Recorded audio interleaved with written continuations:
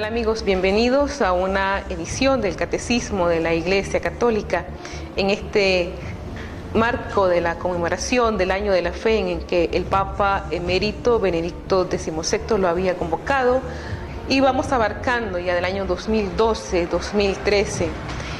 Un aspecto muy interesante es leer, profundizar, reflexionar sobre la doctrina de la Iglesia que nos presenta el Catecismo de la Iglesia Católica. En este programa, Esta es nuestra fe, un momento, una oportunidad para poder estar en familia, para poder leer el Catecismo, y de esa manera vamos profundizando y amando a Dios, amando a la Iglesia. Tenemos que tener un fundamento, saber a quién amamos y por qué le amamos, en qué creemos y por qué creemos. Bien, los temas que vamos a profundizar, vamos a tratar de seguir la serie de los mandamientos de la ley de Dios, que son, a pesar de que son normas de conducta dictadas por Dios a la humanidad, tendríamos que verla desde un aspecto no solamente negativo, como una especie de imposición o una carga hacia las personas, hacia los seres humanos. Y desde el aspecto positivo nosotros tenemos que notarlo, que si le observamos, los mandamientos de la ley de Dios constituyen para el ser humano una opción de libertad, una opción en la cual va orientando el alma, va orientando nuestra naturaleza caída por el pecado hacia un esfuerzo, hacia una virtud, hacia esto que es amar a Dios sobre todas las cosas y al prójimo como a nosotros mismos. Bien, sabemos que los mandamientos de la ley de Dios vienen siendo desde que le fueron entregados a Moisés, Éxodo 20, del 1 al 17. En aquella tierra inhóspita por la que deambulaban hacia otra mejor, que les esperaba un guía, un solo espiritual, sino el ser humano lo que tiene que seguir y debe seguir.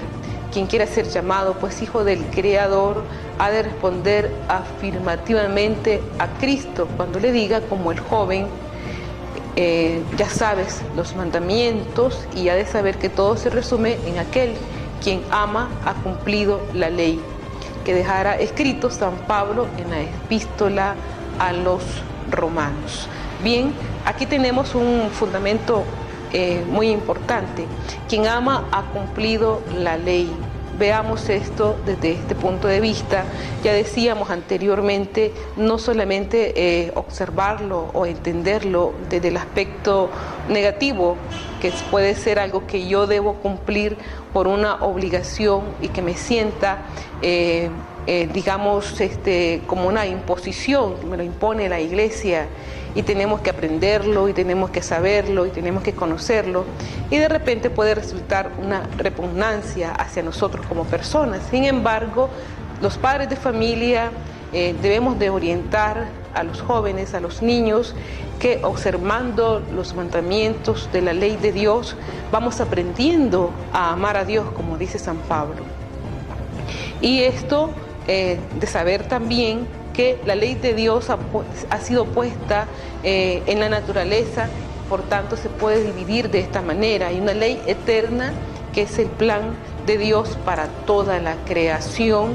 Una ley natural es la ley eterna grabada en los seres racionales, que está basada pues en la naturaleza del hombre, como por ejemplo la injusticia de la calumnia o la monstruosidad de la blasfemia. Una ley positiva, tanto divina como los mandamientos, como humana, que es la administración de los sacramentos. Y una ley física, que es la que dirige a todos los seres irracionales. Bien, los mandamientos son preceptos de la ley natural impresos por Dios en el alma de cada hombre y contienen una expresión privilegiada de la ley natural. Por eso obligan a todos los hombres de todos los pueblos y son valederos para todos los tiempos, constituyendo el fundamento de toda moral individual y social. ¿Qué nos quiere decir esto? Bueno, no solamente tendríamos que seguirla, amarla, o están obligadas solamente para los católicos. No, es para toda persona humana. Los mandamientos, ¿por qué? Porque están intrínsecos en el ser humano, es parte de una ley natural. Por ejemplo, si se dice no matar, sabemos nosotros a quién le gustaría pues que le mataran un hijo, que le mataran un familiar. Sabemos que eso es un aspecto muy bochornoso y repugnable para la sociedad. Entonces, esto está en los mandamientos de la ley de Dios y van guardando este recto orden, no solamente para la persona de manera individual, sino hasta para la sociedad. Por otra parte, los mandamientos están divididos o podemos entenderlos en dos grandes grupos. El primero de ellos abarca los tres primeros, que son referidos directamente a Dios y que se resumen en el amarás a Dios sobre todas las cosas. El segundo abarca el resto, es decir, los otros 7, referidos exactamente a nuestra relación con el prójimo y que se resumen en el amarás a tu prójimo como a ti mismo. Tenemos pues que traer a nuestra vida ordinaria el espíritu y el sentido exacto de los 10 mandamientos, hacer una especie de espiritualidad, de vivencia y de práctica, no solamente del aspecto moral, sino hasta desde nuestro interior, porque son referidos a Dios y referidos a nuestro prójimo, sabiendo que este amor a Dios no es simplemente un amor de sentimientos, como el amor afectivo que podemos sentir hacia una persona, hacia nuestros padres, hacia el esposo, hacia los hijos o hacia el amigo, porque a las personas las estamos observando, las estamos viendo, las estamos palpando. A Dios no se le ve, entonces tenemos que hacer un ejercicio muy grande de voluntad, y en esto radica también el ejercicio práctico de las virtudes. Entonces, amar a Dios también es un acto de voluntad. Así pues, como dice San José María de Balaguer, se refiere también en el amor a la Iglesia, cuando escribe que se rechaza la doctrina de los mandamientos de la ley de Dios y de la Iglesia, se tergiversa el contenido de las bienaventuranzas cuando éstas se ponen en clave política o social. O de esta manera, y el que se esfuerza por ser humilde, manso, limpio de corazón. A este es tratado, dice, como ignorante o sostenedor de cosas pasadas. Así pues, tenemos que tener una opción clara de lo que significan los mandamientos de la ley de Dios, a qué nos lleva el amar a Dios. Y en este ejercicio práctico, el Papa Juan Pablo II exhortaba en su encíclica Veritatis Splendor el hecho de determinar el subjetivismo moral que se estaba pues extendiendo en toda la Iglesia. Dice, muchos se creen con el derecho de decidir ellos mismos lo que es bueno y lo que es malo, según su conciencia, prescindiendo de la ley de Dios, tanto natural como positiva. El bien y el mal tienen un valor objetivo y no dependen de las opiniones de los hombres. Hay bienes que son relativos y bienes que son absolutos. Por ejemplo, una temperatura será buena para unos y no para otros. A unos les caerá bien el calor, a otros no. Pero hay bienes absolutos que lo son para todos, como por ejemplo la verdad, la justicia, la paz y el bien. Todo esto son valores absolutos que están marcados en la sociedad y en la persona humana. Es importante pues que la opción fundamental de orientar nuestra vida hacia Dios, pero aunque no haya un rechazo explícito de Dios, se incurre a veces en pecado mortal por una transgresión voluntaria de la ley moral en materia grave, que es lo que ha tratado de decir anteriormente San José María Escrivá de Balaguer, en lo que se refiere también y une el amor a Dios con el amor a la Iglesia. Seamos pues de los que son llamados humildes, mansos y limpios de corazón, y traigamos aquí el sentido que la norma divina tiene para nosotros, hijos del Creador. Sabemos lo que nos espera en la vida eterna, que eso es lo que deseamos para las personas que queremos, como son para todos. Y el bien mayor, el bien superior, se dice que Dios quiere que todos se salven. En la audiencia general en la Plaza de San Pedro, el Papa recordó la figura de Guillermo de Saint-Thierry para explicar el poder del amor. De familia noble y dotado de gran inteligencia y un amor innato por el estudio, fue a las escuelas más famosas de su tiempo, como la de su ciudad natal y la de Reims en Francia. Benedicto XVI también aseguró que el amor de Dios llena al hombre y le da un conocimiento profundo tanto del hombre como de Dios. Enseña que por el amor el ser humano llega a ser por gracia lo que Dios es por naturaleza. Benedicto XVI aseguró que las personas encuentran la verdadera alegría y la felicidad poniendo a Dios en primer lugar en sus corazones y dejando que ese amor llegue a quienes están alrededor.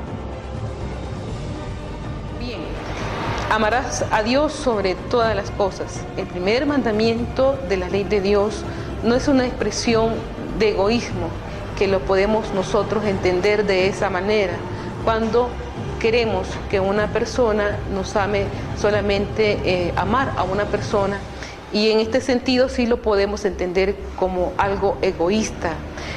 Cuando a Moisés le dijo Yahvé, o Dios de los ejércitos, que debía amarle por encima de todo, con un corazón dedicado plenamente a él y con una fuerza sin límite alguno puesta a disposición de Dios, no lo hizo porque quisiera atar al hombre, creación suya, de una manera insostenible. Al contrario, hizo Dios al establecer como primera obligación amarlo sobre todas las cosas, tenerlo por Padre y agradecer que así sea. De esta manera el alma va orientándose continuamente hacia Dios.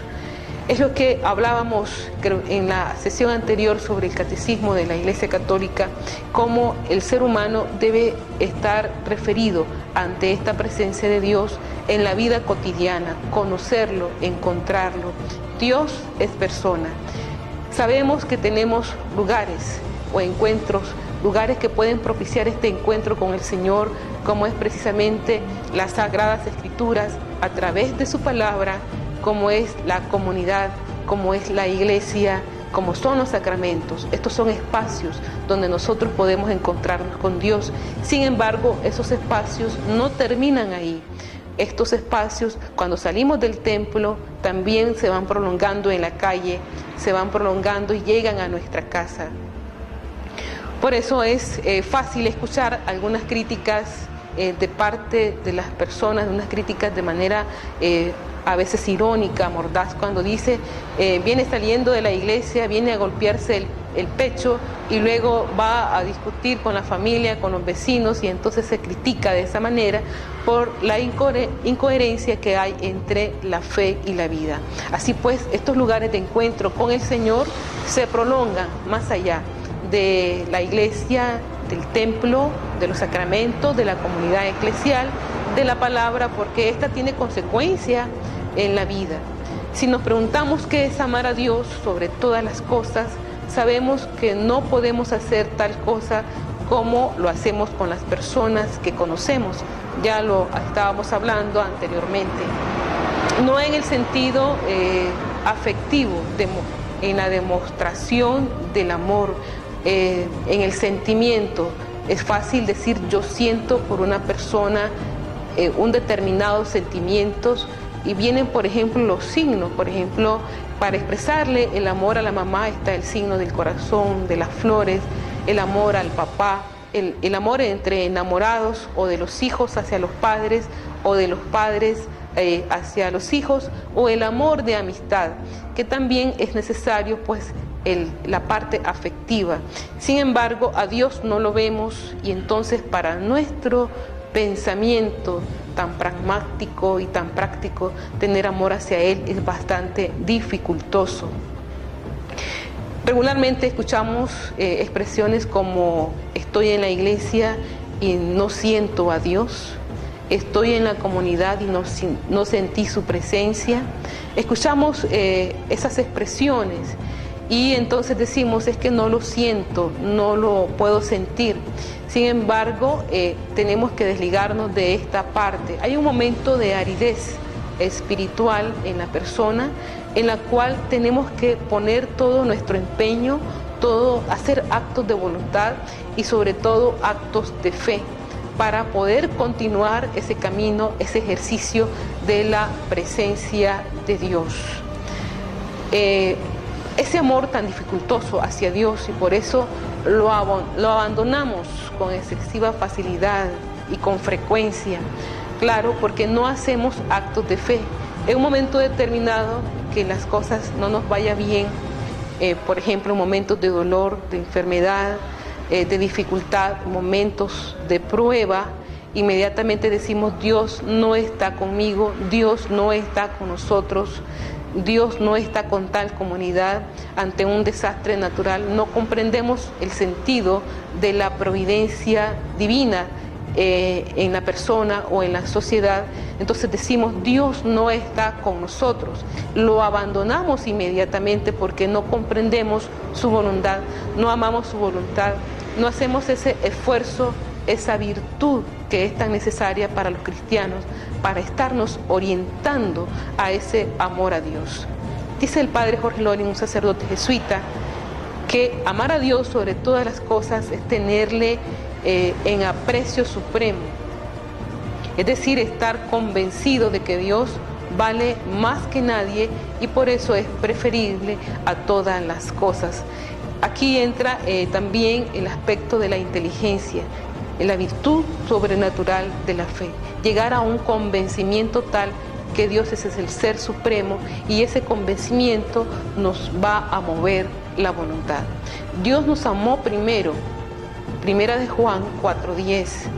Por eso debemos amar al Creador y como nos amó antes de nosotros existir, envió a su único Hijo para que dando su vida por nosotros fuéramos perdonados y encontrarnos en el camino de la salvación eterna.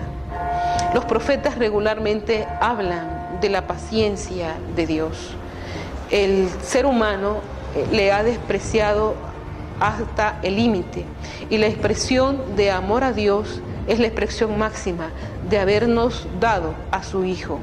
Y sin embargo, en esta expresión máxima del amor de Dios hacia el ser humano, aún nosotros continuamos despreciando este amor.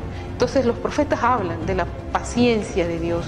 A pesar del pecado, a pesar de la intolerancia del ser humano, a pesar de la dureza del corazón, Dios es paciente y esta paciencia es parte de la misericordia de Dios hacia la humanidad.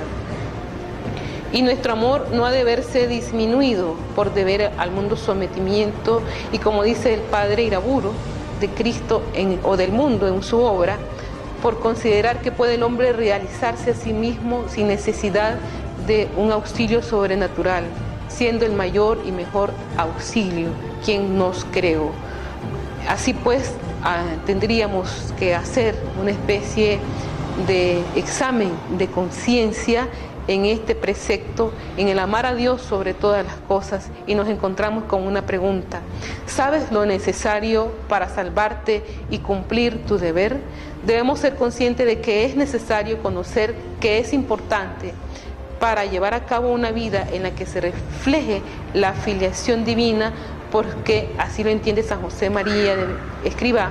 La filiación divina llena toda nuestra vida espiritual, es decir, que debemos de estar conscientes, sabernos que somos hijos de Dios, y en esto de saber que somos hijos de Dios, orientar nuestro espíritu, todo nuestro ser hacia Él.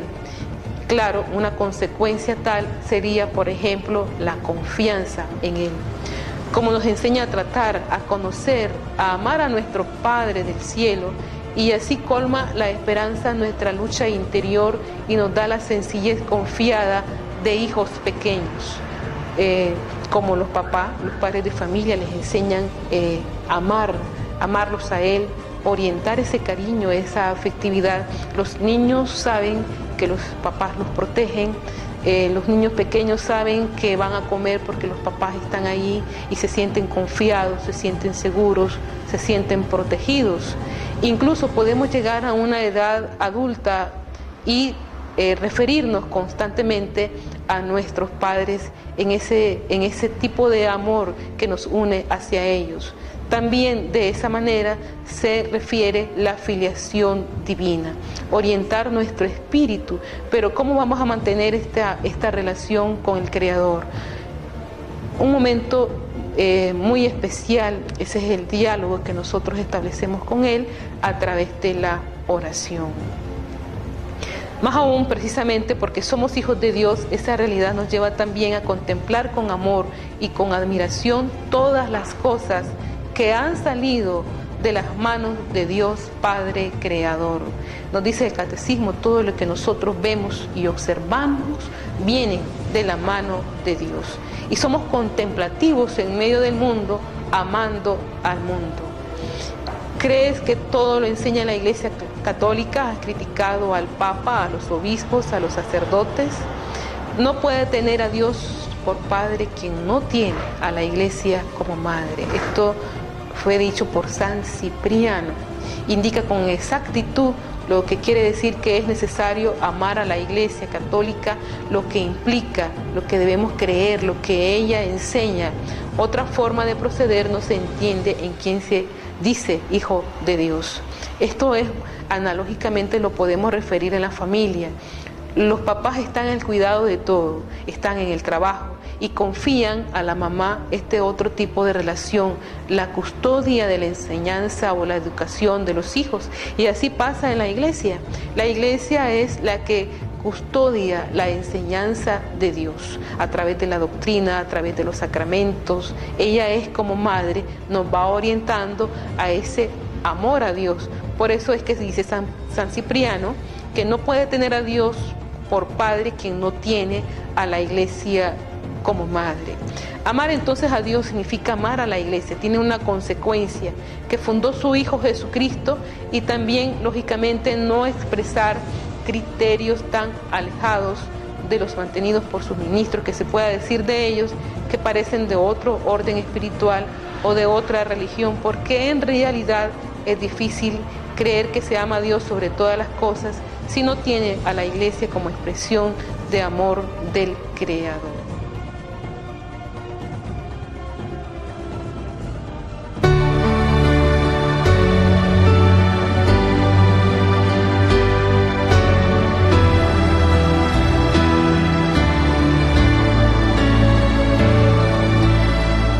Alma de Cristo, santifícame. Cuerpo de Cristo, sálvame. Sangre de Cristo, embriágame. Agua del costado de Cristo, lávame. Pasión de Cristo, confórtame. Oh buen Jesús, óyeme. Y dentro de tus llagas, escóndeme. No permitas que me aparte de ti, del enemigo. Defiéndeme,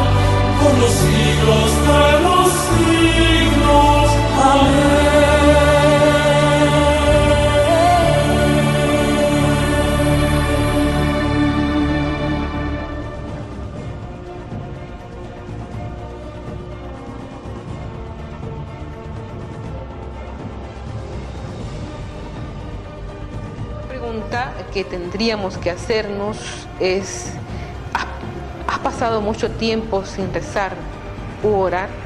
Cuando rezamos o oramos, buscamos lo que dice el Salmo 138 al expresar: Señor, sondéame y conoce mi corazón, ponme a prueba y conoce mis sentimientos, mira si mi camino se desvía, guíame por el camino recto. Esta es la plegaria que hace el hombre orante, es decir, el salmista, y le pide: Señor, sondéame, conóceme y guía mi camino. Si yo me desvío, tienes que iluminarme. Y así lo hacemos porque sabemos que nuestro amor hacia Dios nos facilita reconocerle como Padre que nos ama y nunca nos abandona. De esta manera, el orante, a medida que va profundizando en ese diálogo continuo con Dios, por lo menos si nos cuesta mucho hacer una oración extensa o tal vez oraciones devotas, como por ejemplo las oraciones vocales, el Santo Rosario, y a veces nos sentimos fatigados o aburridos, debemos empezar a hacer este ejercicio con las pequeñas oraciones, con las jaculatorias, y decir oraciones pequeñas, frases cortas que van induciendo el corazón y el alma y el espíritu hacia Dios. Decir: dulce corazón de María, sé la salvación mía. Jesús, yo confío en ti recurrentemente. Señor, ten misericordia de mí. Entonces, de esa manera, el alma va haciendo este ejercicio constante hasta que lleguemos a un momento en que nos vamos a sentir muy bien, contentos, alegres, y ya rezar el Santo Rosario, ya rezar otras oraciones largas o extensas no nos va a resultar aburrido.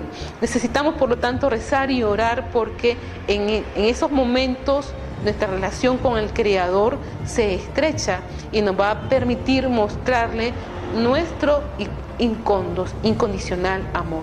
Al Señor se nos anuncia, y ¿quién puede amar algo que no se conoce? Es bien cierto que nosotros no sabemos pedir lo que nos conviene, nos dice San Pablo en su carta a Romanos, capítulo 8, versos 26.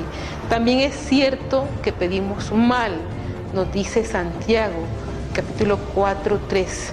Sin embargo, Cristo nos hace más sencilla en la oración, pues Él mismo dice que cuanto pidiereis al Padre, os lo dará en mi nombre.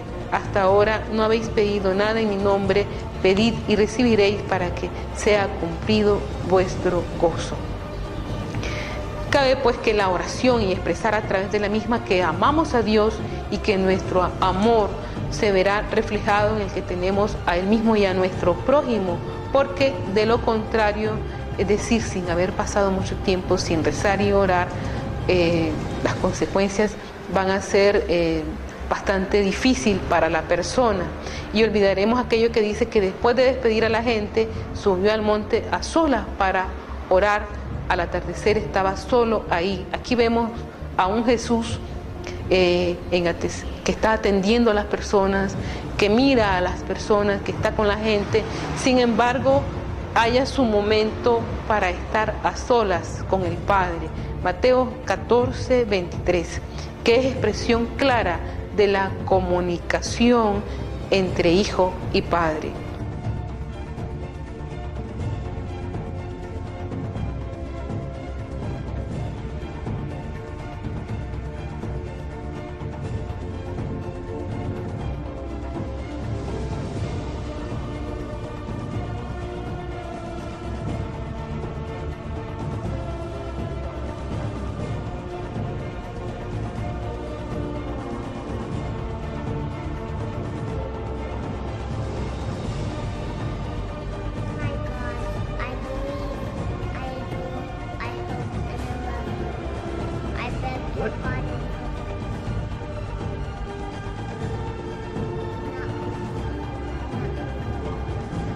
Oh my God, I believe, I adore, I hope, and I love you.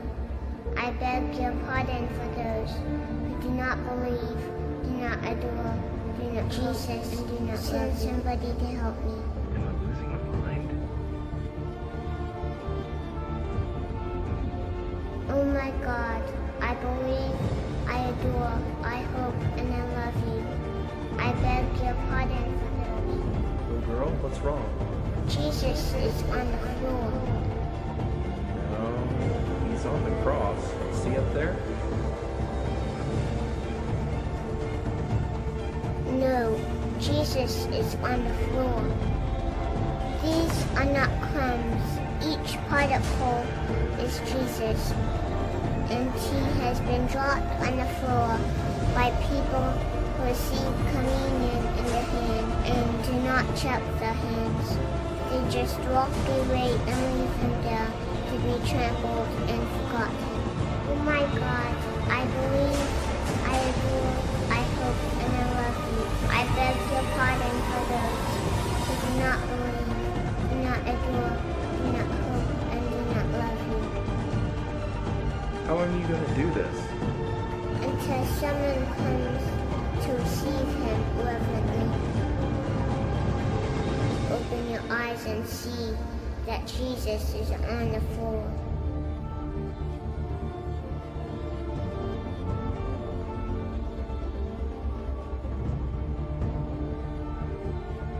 Lord, I am not worthy that you should enter under my roof, but only say the word, and my soul shall be healed.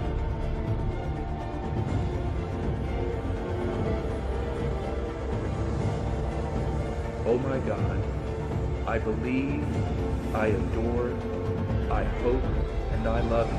I beg your pardon for those who do not believe, do not adore, do not hope, and do not love you. Excuse me, sir, is everything okay? No, Jesus is on the floor. Oh my God, I believe, I adore, I hope, and I love you. I beg your pardon for those who do not believe. Hay un momento y llegamos a otra pregunta del examen de conciencia. ¿Nos hemos desesperado o hemos hablado en contra de la providencia divina? Y en esto está en someterse a la voluntad de Dios, a su providencia. No siempre es fácil amar al Creador de tal forma que no dependamos de nuestros pensamientos, sino que en todo caso de lo que el Padre quiera para nosotros y sobre nosotros nos diga. No está al alcance, eso es cierto, de muchos espíritus excesivamente adámicos y poco espirituales, muchos espíritus carnales. A esto nos dice el Padre Ángel Peña Agustino: la providencia de Dios es el amor de Dios en acción. Por eso lo que ocurre en nuestra vida no es fatalismo determinado por el curso de los astros o de las estrellas, como se dice de la astrología. La vida del hombre no depende de un destino ciego o de la casualidad. No estamos abandonados a nuestra suerte por un Creador que se ha olvidado de nosotros, sino todo lo contrario, nos guía con amor en cada uno de nuestros pasos, como un padre que vigila los pasos vacilantes de su hijo pequeño. Bien, aquí traíamos aspectos muy complejos, como por ejemplo cómo entender la providencia de Dios en situaciones bastante difíciles, cómo entender el amor de Dios en situaciones de dolor, en situaciones de soledad, en situaciones de abandono, en situaciones de prueba, cómo entenderlo, cómo saber que Dios me ama. Amamos a Dios sobre todas las cosas si nos abandonamos a su providencia. Sabemos que nada ocurre si no es para el bien de quien le amamos. Nosotros estamos en la mente de Dios antes de que naciéramos, y ese amor a Dios, confiarnos a ese amor absoluto de Dios que nos creó, mantiene nuestra creación en el día de ahora mismo de cada uno de nosotros, y porque creemos en su amor, sabemos que Él mismo nunca nos va a abandonar, y por tanto la desesperación no cabe en la vida de un hijo de Dios. Y aquí pues está la oración confiada de aquellos santos que se han abandonado en las manos del Padre.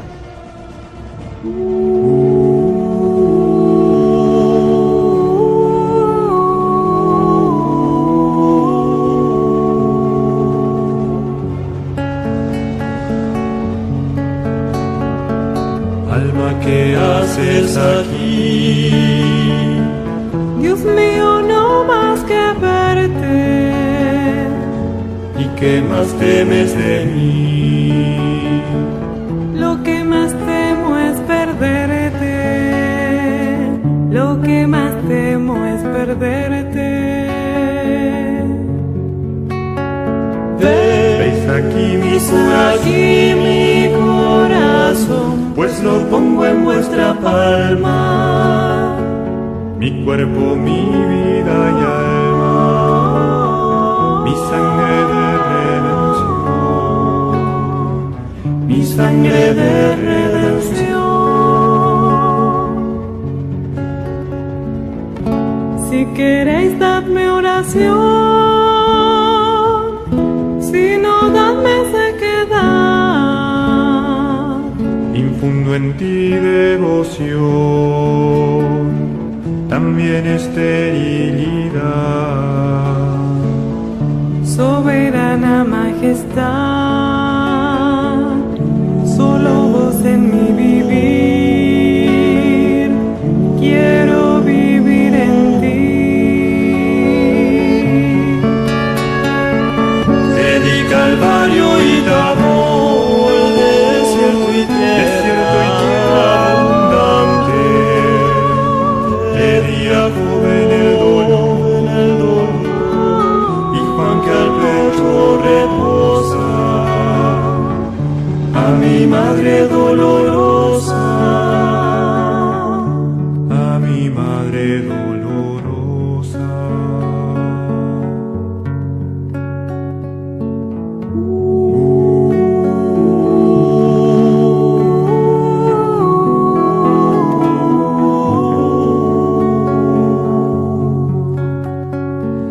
Alma, ¿qué haces aquí?